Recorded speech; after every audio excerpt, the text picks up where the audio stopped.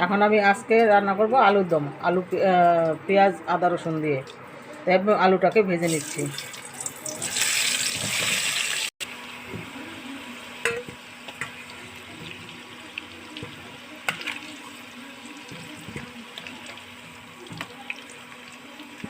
এই তেলের মধ্যেই ফোড়ন দিব, দুটো শুকনো লঙ্কা, তেজপাতা,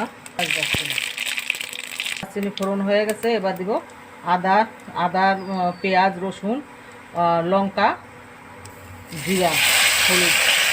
এখন দেবো পরিমাণ মতন লবণ। মশলাটা কষানো হয়ে গেছে, গরম জল করে রেখেছিলাম, গরম জলটা দিয়ে দিই। ঝোল ফুটে গেছে, এবার আলুর দমের আলুটা দিয়ে দিব। আলুর দমটা হয়ে আসছে, এবার দিব গরম মশলা।